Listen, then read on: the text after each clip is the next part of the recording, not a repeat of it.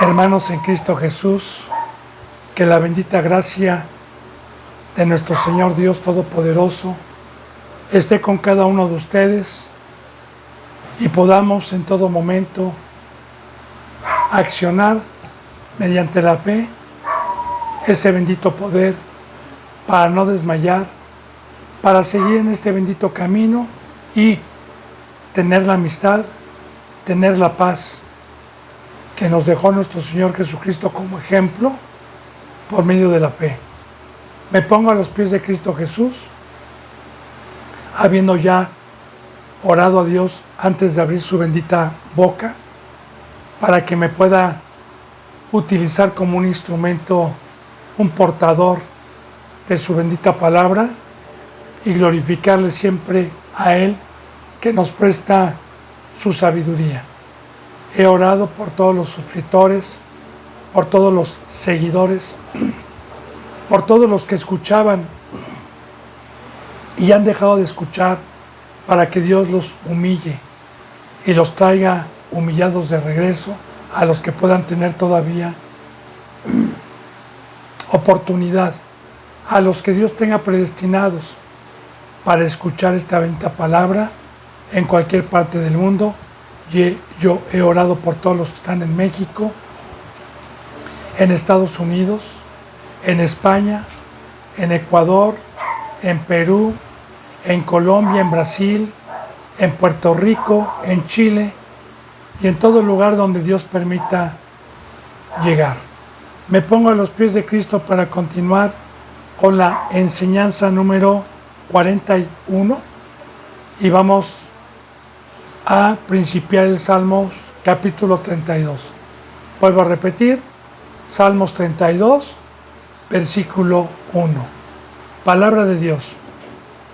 Bienaventurado aquel cuya transgresión ha sido perdonada y cubierto su pecado. Meditemos en este versículo.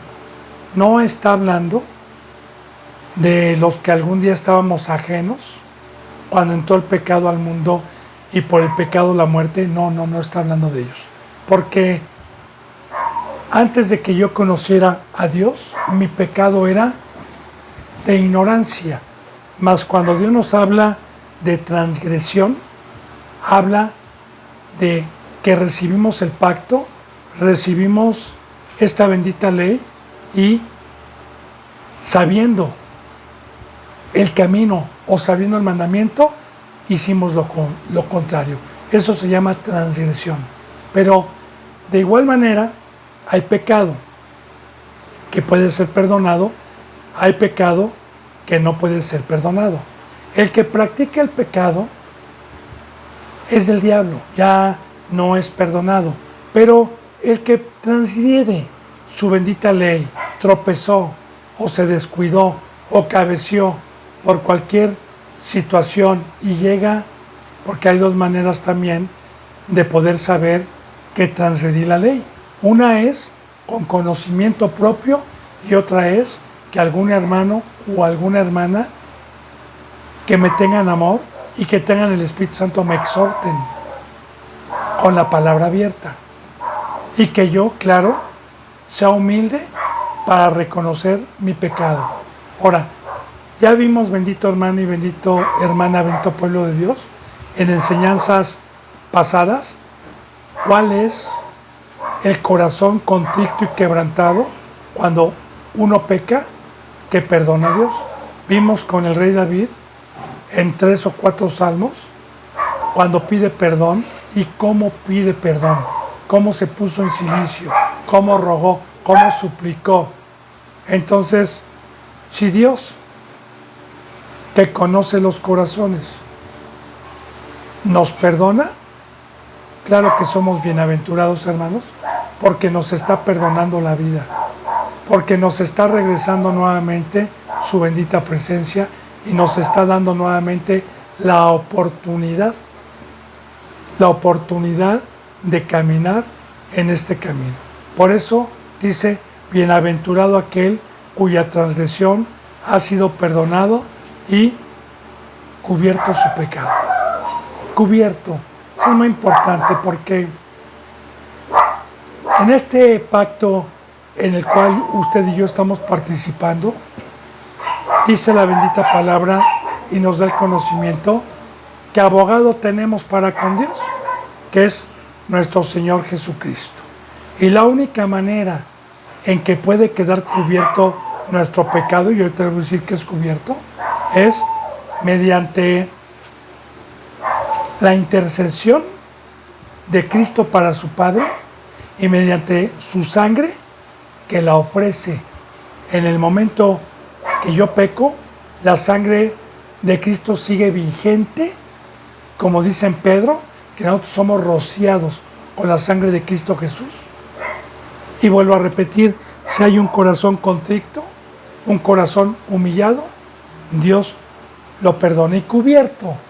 Ayer precisamente hablábamos también de una cubierta, de un velo para los pecadores. Bueno, pues es lo mismo. Aquí cubierto quiere decir que Dios lo esconde, lo avienta al fondo del mar y dice borrón y cuenta nueva. Eso sí le digo, bendito hermano y bendita hermana. Yo, en el trayecto que he tenido en el discipulado y como ministro, pues bueno, he transgredido la ley y Dios me ha perdonado porque no la he practicado. Pero el día que yo regrese para atrás, el día que a mí me engañen o que me falte fe para seguir cargando con la cruz, quiero decirle que lo que Dios me había perdonado ya no va a quedar encubierto. Porque algún día me va a sacar todos los pecados, incluyendo los que ya me había perdonado.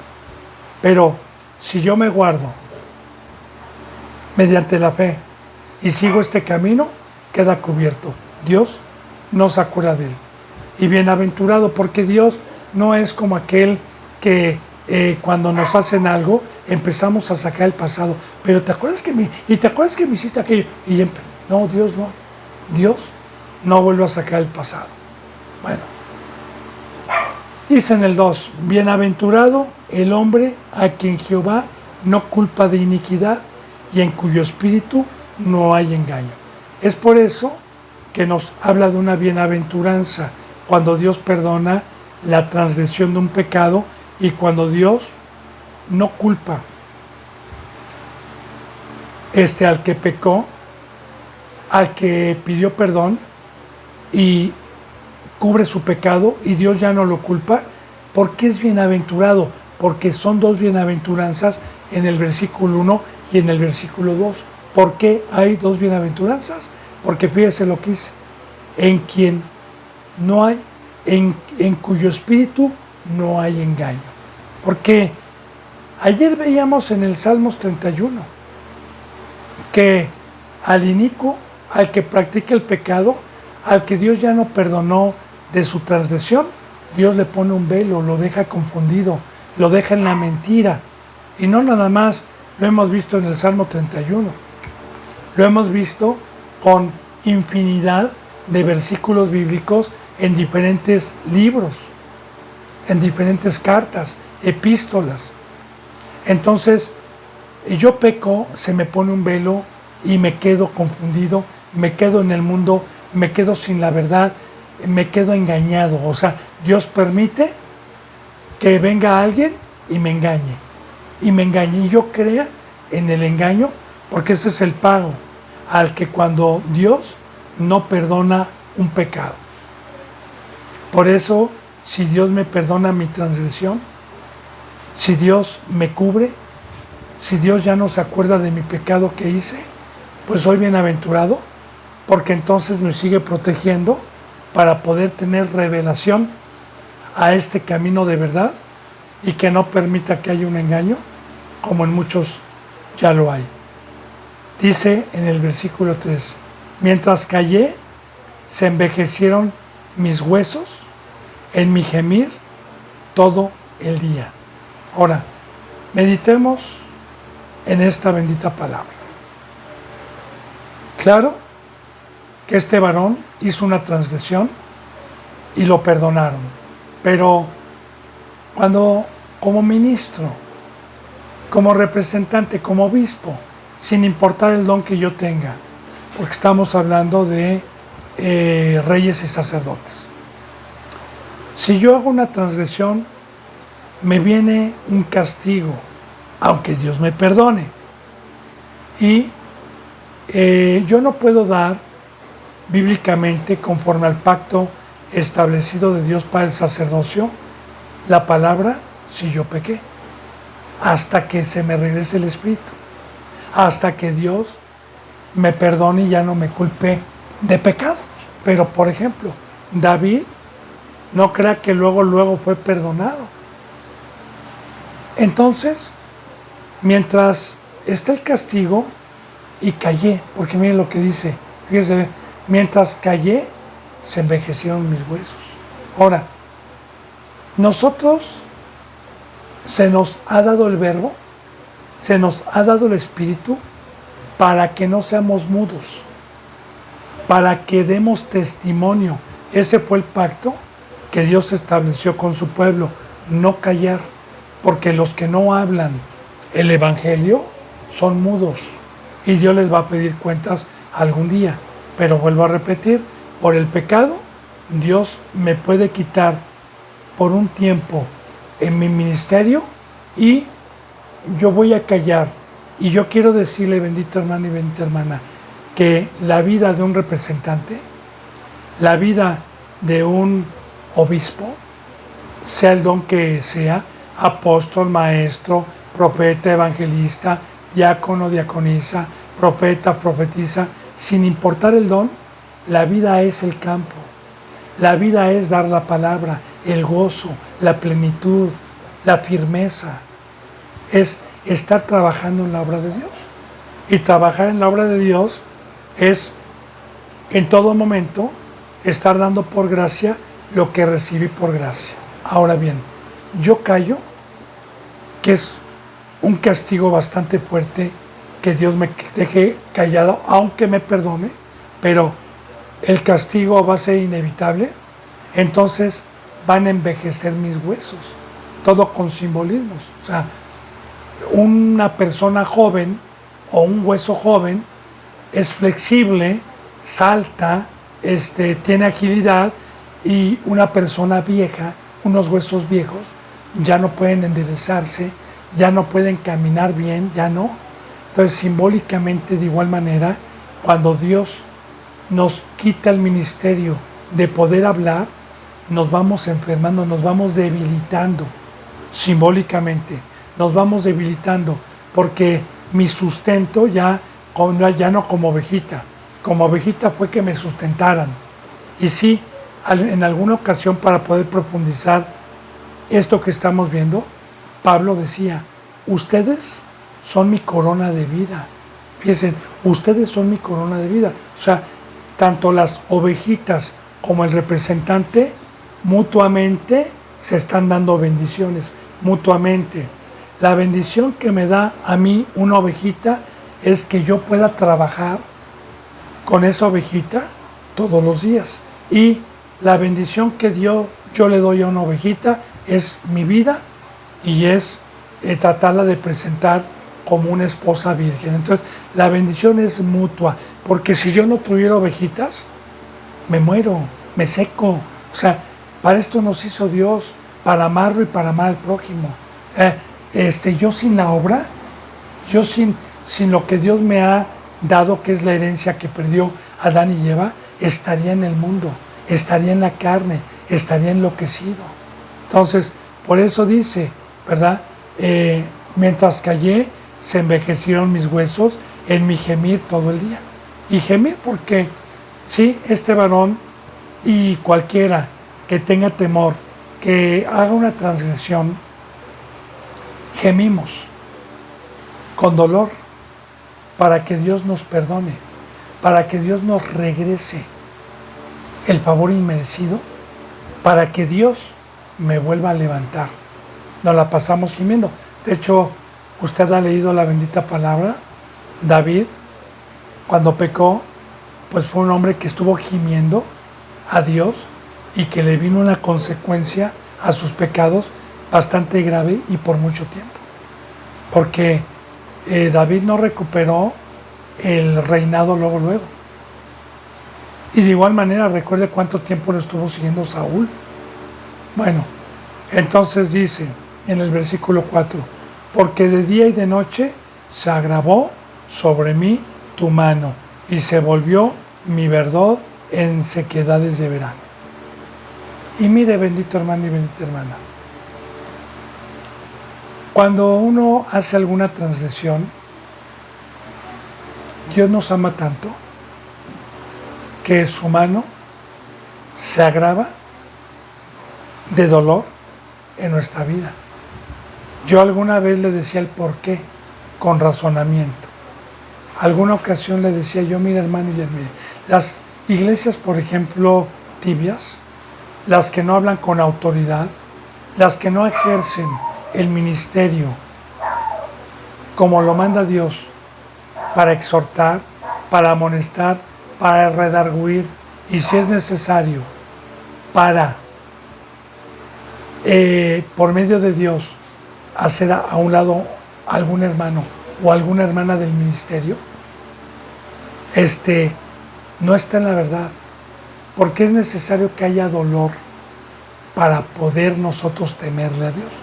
Yo alguna ocasión le ponía el ejemplo de un hijo que está en peligro porque yo tengo pues una rosticería y vendo pollos a la leña y estoy en mi casa, soy pobre y tengo 2 niños, uno entendido, obediente y otro hiperactivo, que va y le llama la atención meter la mano cuando está la leña y cuando están los pollos y cuando está la máquina funcionando. Entonces, yo sé el peligro, que si se le mete la mano y se traba y lo puede meter hasta la leña, o bien se le puede quemar la ropa y se puede morir mi hijo.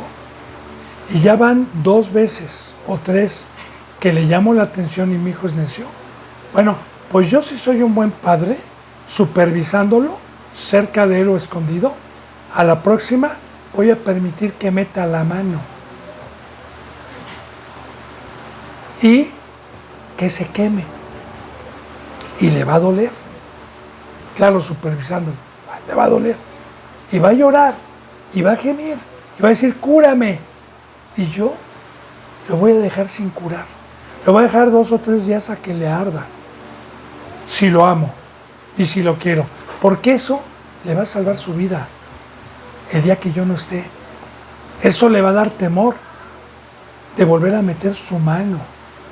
Claro que lo voy a sanar, claro que lo voy a perdonar y claro que también me va a doler, porque no cree que Dios se goza cuando ve a un hijo suyo que le castiga con vara, como dice también en Hebreos, recuerde que Dios castiga a quien ama. Y fíjese cómo dice en Hebreos, no desmayen cuando alguno es castigado o reprendido por Dios. No desmayen. Y ahí vamos viendo la mano fuerte. Y que yo le agradezco porque yo he sentido y por su misericordia y por su amor le doy gracias. Porque en su momento el dolor que tuve sin su presencia, en su ausencia y sin mi ministerio, me sentí donde no hay una explicación para que me pueda entender, solamente experimentando eso se puede sentir. Y es algo horroroso. Y yo le dije a Dios después de que me sanó, gracias Señor, porque esto me da temor. Y cuando Dios me dijo, y a la próxima, si tú practicas, te puedo dejar así ya por siempre, y luego al lago de fuego. Entonces, eso me dio temor. Por eso es muy importante detenerme para explicar bien. Y aquí dice, fíjese bien, porque de día y de noche se agrava sobre mí tu mano. Se volvió mi verdor en sequedades de verano. Sí, el verdor lo representa el agua, y simbólicamente el agua es la presencia de Dios, el Espíritu Santo. Ahora, cuando me castiga, pues se ausenta Dios. Y vuelvo a repetir, se siente horroroso porque lo verde para dar fruto, la vida, pues mis huesos se van envejeciendo, mi verdor se va secando. Y bueno, estamos viendo la mano de Dios cuando castiga y perdona. Por eso, recuerde cómo empieza este Salmo 32. Bienaventurado el varón cuya transgresión ha sido perdonada, y bienaventurado el hombre a quien Dios no inculpa de pecado y queda cubierto su pecado. Ahora, pero vuelvo a repetir, todo pecado y toda transgresión trae una consecuencia. No hay un pecado que Dios deje sin castigo, porque nos ama. Y así lo dice, Dios ama al que castiga. Y dice, mi pecado te declaré y no encubrí mi iniquidad. Y yo dije, confesaré mis transgresiones a Jehová, y tú perdonaste la maldad de mi pecado. Entonces, ya le dije, bendito hermano, que principiando este salmo le dije, hay dos maneras de poder reconocer mi pecado ante Dios y pedirle perdón a Él, ¿verdad? Que yo mismo me dé cuenta de mi transgresión, o que llegue un hermano y me abra los ojos. Ahora, por cualquiera de esos dos conductos que sea, y yo acepte mi pecado, entonces, como yo a veces les decía a los hermanos, después de exhortarles, o también muchas veces que me confiaban un pecado. Entonces yo les dije, hermano y hermana, le va a venir algo, castigo, pero vaya y declare su pecado, vaya y confiéselo a Dios y dígale, yo pequé contra ti, Señor, contra mi Señor Jesucristo, yo pequé. Y confiesa tu pecado, yo hice esto y esto. O sea, cuando tu palabra dice lo contrario. Entonces, aquí estamos viendo algo muy importante. Mi pecado te declaré y no encubrí mi iniquidad. Eso es muy importante, bendito hermano, a los que se humillan delante de Dios. Porque hay muchos que no se humillan. Hay muchos que no confiesan sus pecados, que no los aceptan. Hay muchísimos. Entonces, el humillarse delante de Dios es declarar el pecado, ¿verdad? Y no encubrí, Señor, no escondí mi iniquidad. Yo me dije, confesaré mis transgresiones a Jehová, porque este varón hizo un pecado, luego le vino otro, cuando Natán le abrió los ojos. Pero recuerde que eso ya no es como historia, sino es una enseñanza viva para nosotros. Ahora, dije, confesaré mis transgresiones a Jehová. Lo hizo, porque esto debe de ser voluntario. Debe de decir uno, yo voy a confesar mis pecados a Jehová, y tú perdonaste la maldad de mi pecado. Y ahí vemos el amor de Dios. Claro, recuerde, ¿verdad? Es como el ejemplo que yo le dije del hijo que se quemó. ¡Ay, papá, perdóname! Sí, hijo, sí, no lo vuelvo a hacer. Te lo juro y te lo prometo. Sí, hijo, te perdono. No te echo de la casa. Oh, pero el castigo no te lo evitaste. El dolor, y que no te curara luego. Pero te perdono. Dice entonces, por esto orará a ti todo santo en el tiempo en que puedas ser hallado. Ciertamente en la inundación de muchas aguas no llegarán tras él. Ahora bien, si Dios nos deja en su amor ejemplos que ha puesto como Sodoma, como Gomorra, como el diluvio y como la deportación de Babilonia, y hoy como nos está poniendo de este varón, ¿qué nos conviene, bendito hermano y bendita hermana? ¿Qué es lo que Dios quiere cuando leemos, cuando meditamos. Mejor soy manso. Mejor me quito el tentar a Dios y el ir a ver el dolor tan fuerte que puede haber cuando Dios me castigue. Y otra cosa que se me pasaba decirle, muy importante, en Hebreos la bendita palabra nos dice que cuando somos por Dios amados y castigados, que no desmayemos. Ahora, ¿qué nos está diciendo? Hay muchos que no aguantan y desmayaron y dejaron el camino. Muchísimos. Así es muy importante saber que yo me puedo jugar dos cosas ahí. O un dolor y estar en peligro de no aguantarlo y regresar para atrás. Entonces mejor temo. Ahora, el otro hermanito que es obediente, que vio a su hermanito meter la mano, el dolor, y cómo quedó su mano con ámpulas, y cómo lloraba durante 3 o 4 días. Entonces el hermanito, al ver eso, mejor tuvo temor, y el temor no lo va a llevar a la tentación. Ahora, aquí nos los va a declarar, fíjate bien, por esto orará a ti todo santo, orará para que nos dé protección, porque es muy importante, bendito hermano y bendita hermana, para evitar la transgresión, para evitar la seducción, para evitar el cabecear, para evitar cualquier concupiscencia que me pide mi cuerpo. Quiero decirle que la oración es poderosa en todo momento, mientras estemos en este cuerpo humano, para pedirle a Dios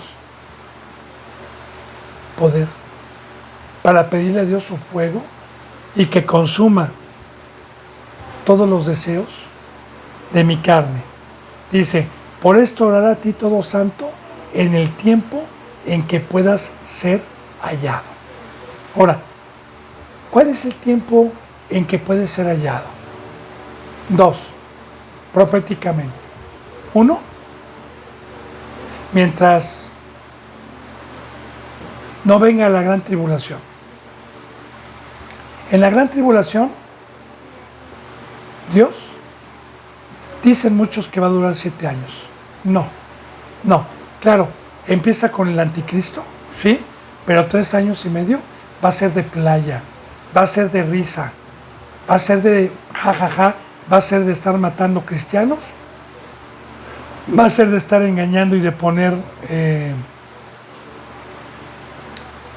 la marca del diablo, va a ser de paz, aparentemente el caballo blanco, y los últimos 3 años y medio es cuando vienen las 21 plagas derramadas, terminando con las copas, que va a ser horroroso. Bueno, entonces, en los últimos 3 años y medio, se va decapitada y muerta la iglesia y se va el Espíritu Santo. En estos ya no va a ser hallado Dios. Ahora, de igual manera, mientras pueda ser hallado, es que mientras Dios me perdone, porque hay pecado que ya no es perdonado y hay pecado que es perdonado. Lo dice muy claramente en 1 de Juan. Hay pecado que no es perdonado.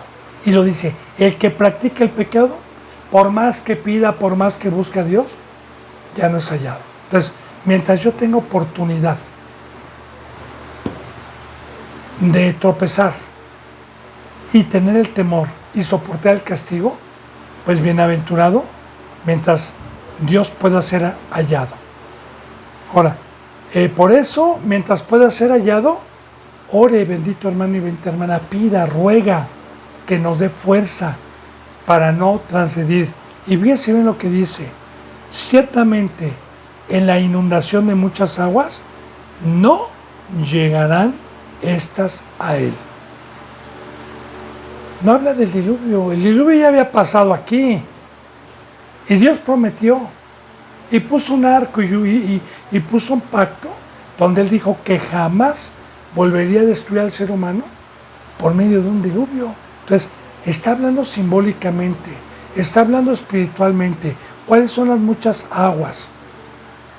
Las que Satanás aventó por su boca, ese río que viene, usted si gusta, puede abrir su Biblia en Apocalipsis 12, en donde dice muy claramente que Satanás sabe que le queda poco tiempo y echó un río de su boca para hacer guerra contra la descendencia de la mujer, de los que guardan los mandamientos de Dios. Y sí, la Biblia nos habla de ríos, que son aguas, lo contrario a riachuelos, bebederos, tranquilos, ríos que llevan con ímpetu, que es la corriente de este mundo. De hecho, para poder fortalecer y para poder entender la palabra y sus simbolismos, que hay muchos, para poder saber y afirmar lo que estoy enseñando, lo que Dios me permite enseñar. También de igual manera, proféticamente, cuando Dios cumplió su promesa con el primer pueblo para darles la tierra donde emana leche y miel y pudieran cruzar el Jordán, porque había un río que dividía Moab y las otras naciones de la tierra de Canaán que les había prometido. Entonces, el río iba crecido, iba con mucha corriente y no lo podían pasar para pasar a la tierra, representando la corriente de este mundo. Ahora, con el arca, los sacerdotes, para poder pasar el río, en el momento que llevaban el arca cargada, los sacerdotes y la planta de su pie tocó el río, esa corriente se detuvo y pasaron. De igual manera, aquí, las muchas aguas, aunque venga el río desbordado, si tengo el favor de Dios, si cruzo con el arca del testimonio que hoy es el Espíritu Santo, y como sacerdote, quiero decirle que las muchas aguas, como dice aquí, no me van a hacer ni cosquillas. Ciertamente en la inundación de las muchas aguas no llegarán a ser, que las aguas representan Internet, Facebook. Recuerde también que la bendita palabra nos enseña que estamos en un mar. Y en un mar hay muchas aguas. Y recuerde que solamente con el poder de Dios, aunque estemos en muchas aguas, caminamos como Cristo Jesús caminó en las muchas aguas y no lo inundó. Recuerde que el que estaba siendo inundado era Pedro, cuando quiso caminar y cuando se empezó a hundir, pero que Cristo Jesús le ayudó. Entonces, aquí, bendito hermano y bendita hermana está diciéndonos que los que estemos orando, los que no transgredamos, los que tengamos temor, los mansos, vamos a estar orando, vamos a estar pidiendo, no vamos a imitar al hermano que metió la mano en el fuego y se quemó. Y entonces, fíjese bien, la inundación de las aguas no llegarán tras él. Igual, a este hijo que vio a su hermanito meter la mano, quiero decirle que el fuego no va a llegar a él. Bueno, dice en el 7, tú eres mi refugio, me guardarás de la angustia, con cánticos de liberación me rodearás. Claro que sí, pero mientras yo ore, mientras yo tema, mientras yo me humille, sabiendo que Dios es el rico y que yo estoy en miseria, mientras esté en el cuerpo humano y me levante día con día con esa miseria, a orar,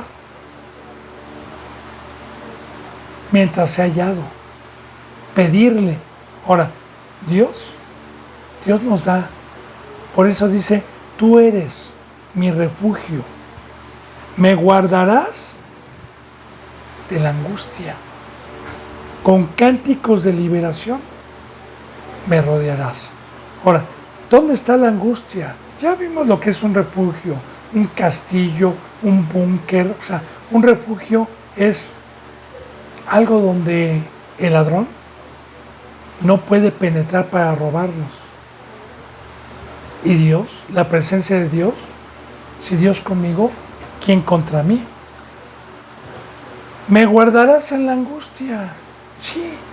¿Cuál es mi angustia, bendito hermano y bendita hermana? ¿Cuál es la angustia de un verdadero varón de Dios? Bienaventurado el que teme, bienaventurado el que en todo tiempo está temblando, bienaventurado en que todo el tiempo está angustiado de caer a los abismos, de resbalar, de regresar atrás, de morir espiritualmente. Por eso, en todo momento debemos de estar nosotros angustiados y Dios esa angustia la va a ver en la oración cada mañana y Dios en cada angustia que vea me va a fortalecer. Me guardarás de la angustia, Señor, del mundo, de la corriente del mundo, de lo que tengo temor, me guardarás. Con cánticos de liberación me rodearás. Sí, gloria a Dios. Ahora, con cánticos de liberación. Recuerde, bendito hermano y bendita hermana. Miren, yo le he dicho anteriormente, siempre, la alabanza y el cántico representan y da la enseñanza verdadera es que los que podemos cantarle a Dios con júbilo, con alegría, son los que verdaderamente hemos participado de la verdadera libertad de no estar en el mundo, de los que estamos en la cruz, de los que no estamos en Egipto ni en esclavitud. Pero hay muchos que cantan libertad y están engañados, porque la verdadera libertad está en el monte, está en la cruz, está en la azotea, está arriba, no está en el mundo, no está abajo. Y para poder tener esa libertad, necesito tener las alas del gran águila, necesito tener el poder para caminar en el mar, necesito que Satanás y toda la corriente e inundación de agua estén bajo mis pies. Entonces, sí podemos cantar, sí podemos inspirarnos y cantar cántico nuevo, sí podemos componer cánticos porque estamos experimentando. Yo no puedo hacer una canción de amor si no estoy enamorado. De igual manera, yo no puedo hacer una canción de dolor al que me deje una pareja con la cual estoy profundamente enamorado. Yo no puedo hacer una canción de sufrimiento si no lo he sentido. De igual manera también, el cántico nuevo que Dios dice es en el pacto de liberación, de que fueron rotas las cadenas, de que no nos tocó la inundación del agua. Por eso, Señor, como no me tocaron las aguas, como eres mi refugio, como me guardaste de la angustia, con cánticos de liberación me rodearás. Porque de igual manera los hermanos que están en este camino como su servidor, pues los escucho cómo cantan con júbilo y cómo me rodea ese cántico de verdadera liberación para Dios y para Cristo Jesús. Dice en el versículo 8, te haré entender y te enseñaré el camino en que debes andar. Sobre ti fijaré mis ojos. Ahora sí, alabado sea Dios. Él nos dice en la oración. Él nos contesta cuando hay un corazón quebrantado, cuando nos libertó de la angustia, cuando es nuestro refugio, Dios nos habla. Y así te dice, mira hijo, te di refugio, te guardé, te saqué de la angustia, te perdoné del pecado, para enseñarte, te haré entender y te enseñaré el camino en que debes de andar. ¿Por qué?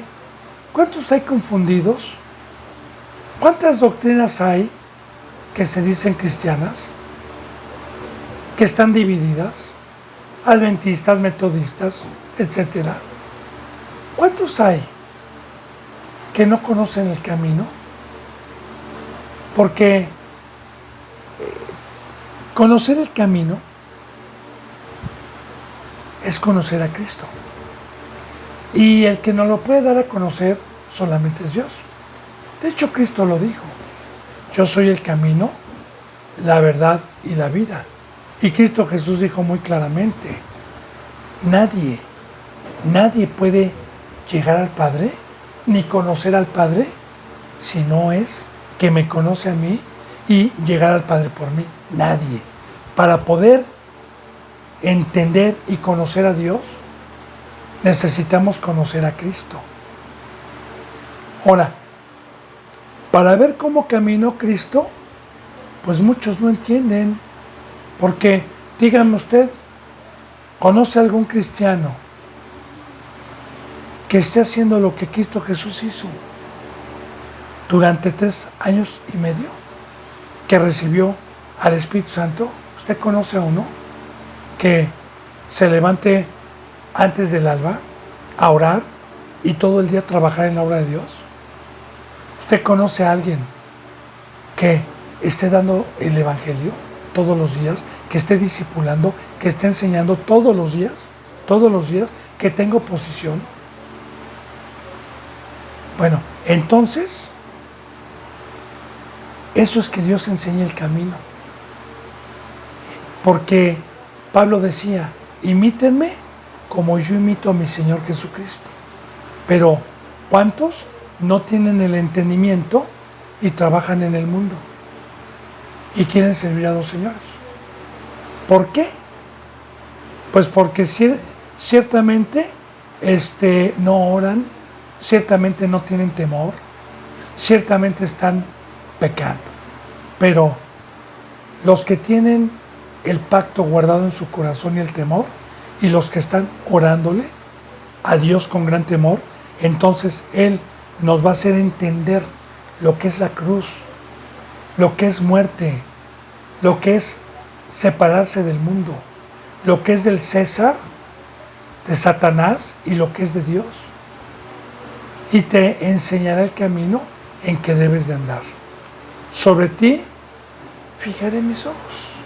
O sea, te cuidaré, hijo. No te desampararé.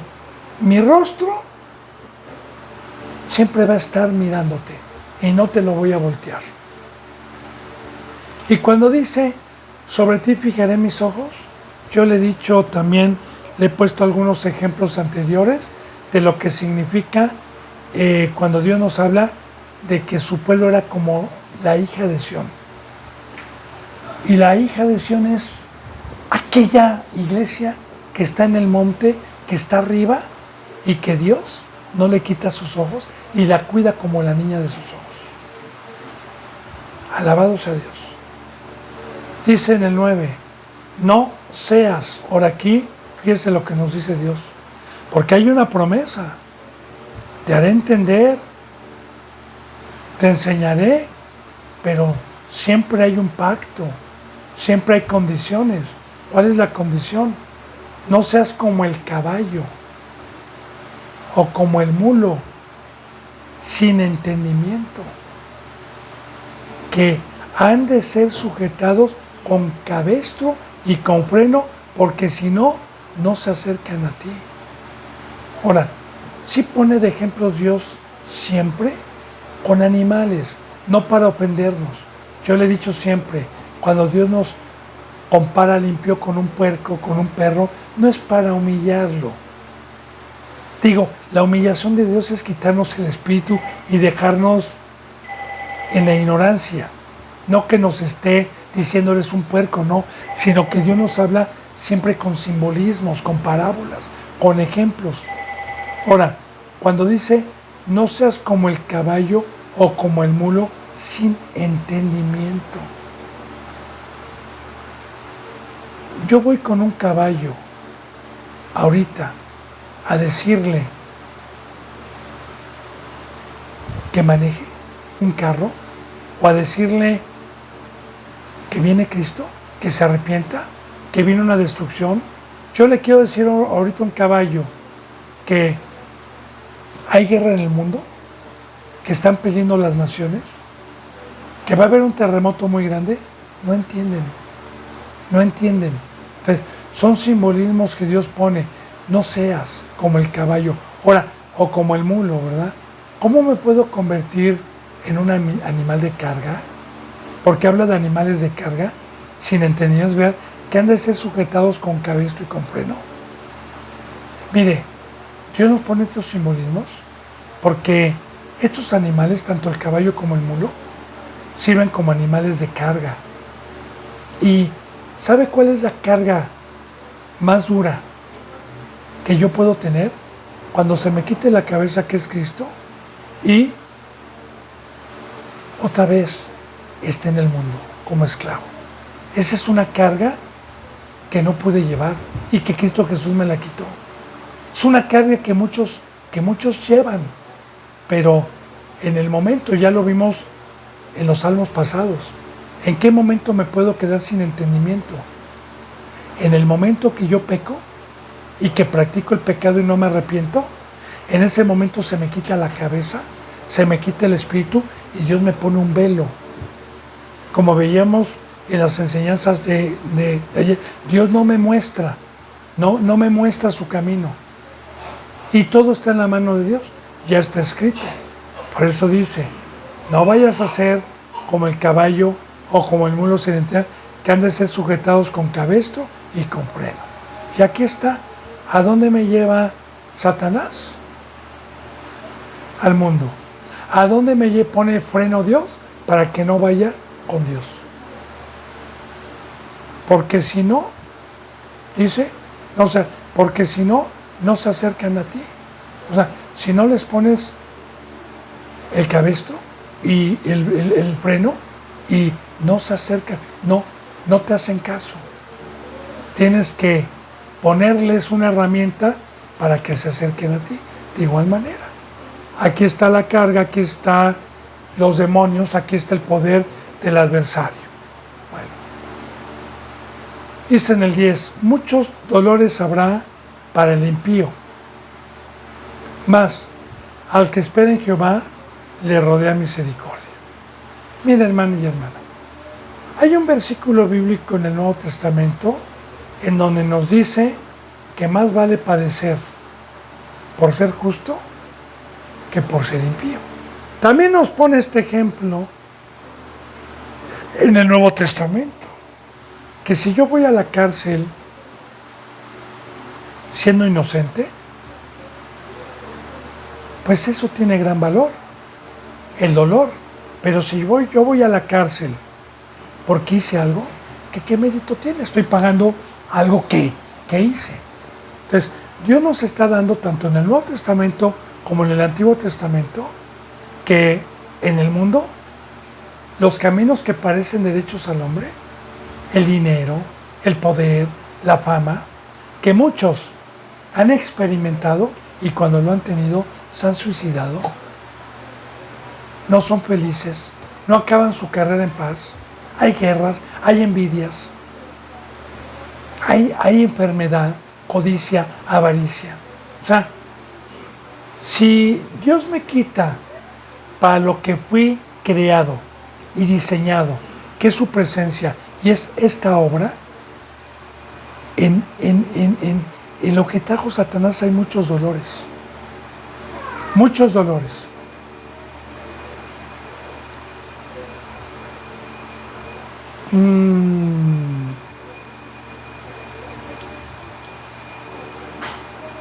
Sí, perdón, estamos en el... Muchos dolores habrá para el impío. Ya le dije por qué. El impío es el que practica el pecado. Mas al que espera en Jehová, le rodea misericordia. Ahora, al que espera en Jehová, ¿también vamos a tener dolores? Sí. Ahora, de hecho, Dios dijo, que nosotros tendríamos dolores como principios de parto. Vamos a tener dolores, pero fíjese bien la diferencia. Yo voy a tener un dolor con anestesia, que es el Espíritu Santo.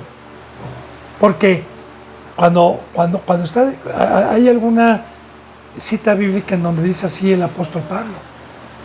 Dice, porque nosotros somos consolados para consolar. Mas los que están en el mundo, ¿quién los consuela? De la esclavitud, de los latigazos, de la opresión. ¿Quién? Nadie. Pero yo aquí sí.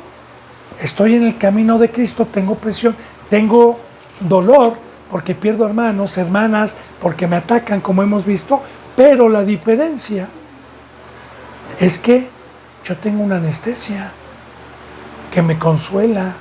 Es la gran diferencia. Ahora bien, entonces, dice, mas el que espera en Jehová le rodea la misericordia. Y sí, ¿qué es la misericordia? Dios me va a dar su anestesia, Dios me va a seguir dando maná, Dios me va a seguir siendo mi refugio, Dios va a seguir siendo mi fortaleza, Dios va a seguir siendo mi luz, Dios no me va a desamparar en la angustia día con día. Él me va a seguir dando las riquezas que necesito mientras esté en el cuerpo, en este cuerpo humano. Por eso nos dice, alégrense en Jehová y gócense, pero fíjense bien quiénes. ¿Quiénes? Los justos, no los impíos, no los inicuos, los justos, los que no practican el pecado. Alégrense, Jehová. ¿Y por qué me voy a alegrar? ¿Por qué me voy a gozar? Porque la presencia de Dios y este camino fue para lo que fui diseñado. Es lo que me hace feliz, es lo que me da alegría, es lo que me trae gozo. Dice, cantar con júbilo todos vosotros los rectos de corazón. Ahora, ¿quién puede cantar? ¿Quién puede alabar? ¿Quién puede tener esta riqueza? Que también es una riqueza, el poder alabar a Dios. Solamente los rectos de corazón. Y recordemos, hace rato le decía, ¿qué es cantar con júbilo? Pues con júbilo es experimentar, ser participantes de la verdadera libertad y no de la engañosa que está en el mundo. Y cantar. Porque yo le he dicho, ¿verdad? Y le he puesto el ejemplo y se lo vuelvo a poner para fortalecer esta enseñanza. Una persona que está en la cárcel, sentenciada a 30 años, no canta de gozo, no canta de alegría. Ahora, esa persona que fue sentenciada a 30 años y tiene 2 años y gana un amparo y gana la libertad, pues obviamente va a tener un fruto diferente al que se quedó en la cárcel. Ejemplos, parábolas. Bueno, recuerde, la cárcel es el mundo. La verdadera libertad está en la cruz, está fuera del mundo, está arriba. Vamos a empezar el capítulo 33 de Salmos, 20 hermano y 20 hermano. Dice, alégrense, oh justos, en Jehová, en los íntegros, es hermosa la alabanza. Ahora, otra vez, ¿cuál es la alegría? Tener la presencia de Dios. ¿Cuál es la alegría? No estar esclavizado, no estar en el mundo que es un pan amargo. Ahora, alégrense los que hemos sido libertados, los que estamos en la cruz, los que hemos recibido la herencia de este bendito camino. Alégrense. Ahora, ¿quiénes se van a alegrar? Ponga atención. Y aquí fortalece lo que le acabo de decir. Oh justos. ¿Quién es justo? el que tiene la justicia, o sea, el que tiene y lo juzga a Dios todos los días con esta palabra y practica la verdad, que no transgrede ningún mandamiento, que practica los mandamientos. La palabra justo, la palabra justicia, viene el que practica la ley de Jehová. Y sí, esta bendita ley es la que me saca del mundo. Esta bendita ley es la que me saca de la amargura, de la aflicción, de la esclavitud, del hoyo, de las tinieblas, del odio de Satanás. Entonces, ¿soy justo? Obviamente practico la palabra, y si practico la palabra, no estoy en el mundo. Ahora, eso me va a traer alegría. Alégrense, oh justos, en Jehová. En los íntegros es hermosa la alabanza. Ya lo que les decía, hace rato veíamos, me rodeará cántico. Me rodeará cántico de liberación. Y aquí lo estamos viendo. Este es una riqueza que Dios nos ha dejado, la familia, que son íntegros también, que no pecan. Me puedo deleitar con ellos, es hermosa la alabanza, así como le pongo un ejemplo. Bueno, son comparativas, simbolismos. Yo en el mundo, cuando era del mundo, y hacíamos, por ejemplo, una Navidad, pues yo recuerdo que tenía yo 11 años, 12 años, y mi padre y mi madre nos llevaban en Navidad con la familia paterna y en Año Nuevo con la familia materna. No había nadie que no fuera de la familia. Habían tíos y primos.